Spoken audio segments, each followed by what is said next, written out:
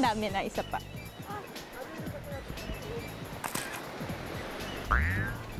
Wala. Ganito na lang. Survivors ready! Ay! Hoy! Ano to? ginagawa mo dyan? Eh, nagsiselfie syempre. Nasa beach, di ba? Wait lang, Bella. Ano? Hindi tayo turista sa lugar na ito. Eh, ba't pa tayo nag-beach? Oo, sandali lang. Sa araw na to, magiging tourist guide tayo, okay? May papakilala ko sa'yo na magtuturo sa atin na, ay naku, napakagaling nito. Pioneer sa pagtutour guide dito sa Karamoan. Oo. Kap! Oy! Idol! Idol! Idol ko, Okay, si Kap. Bella, si Kap, okay? Hi, Bella. Let's go, sir! Let's go, let's go! Ano to? Di nyo man lang binigyan ng chance si Cap magpaliwanag? Ako! Tulo! O siya, dahil dumating na ang mga masisipag at friendly neighborhood fishermen, mabuti pa ay mamili na kayo ng inyong lulutuin sa isla. Go! Nakwento nga ni Cap na as tour guides, hindi lang pamamasyal ang sagot namin ni May, kung hindi pati kakainin ng mga kliyente namin. Kaya ready na ako makipagtawaran. Bango, fresh na fresh. Per kilo kasi is 70 pesos. So, isa't kalahating kilo ang bibilhin niya. Tingnan natin kung sinong mas magaling tumawad. Anong tawag dito sa isdang to? Espada. Espada. Pwede bang, kung 70, pwede bang yung 100 isa't kalahating kilo?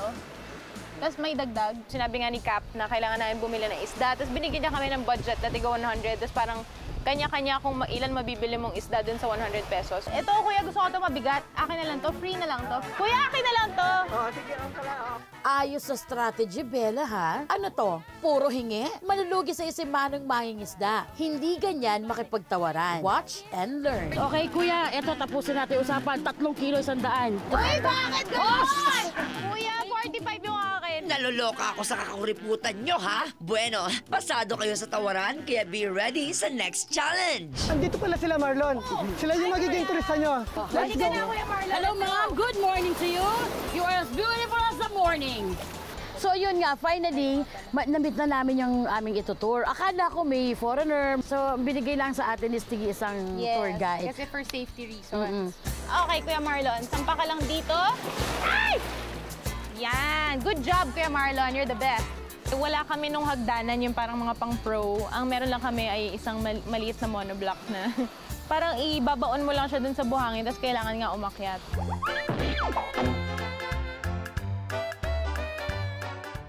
In case of emergency landing, just pull the, and suotin niyo na po. Ano daw? Just relax, guys. After masuot ang safety vest, ready na kaming mag-island hopping. 45 minutes pa raw ang tagal ng aming paglalakbay patungo sa first destination. Kaya, nilibang muna namin ang aming mga sarili. Huy, May, customer natin yan. Bakit silang nagsisilbi sa'yo?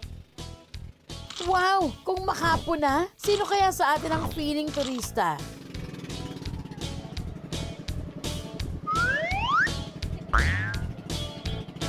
Sobrang asim!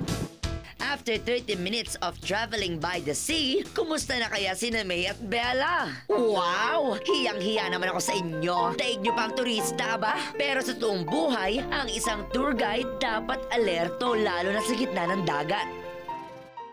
Oy, naku, buwis buhay ang trabahong ito, ha? Oo nga, pero sulit naman kapag narating mo na ang malaparaisong isla dito sa Karamoan. Mahigit 50 daw ang bilang ng mga ito, pero hindi lahat nararating ng mga turista. Okay, ang nakikita nating islang to ay ang isla ng Bag-ing dahil marami tayong makikita dyan mamaya ng mga bagging or vines. At yan, ito ang mga rock formation na kasama sa isla ng Bag-ing. Sisilipin natin yan mamaya.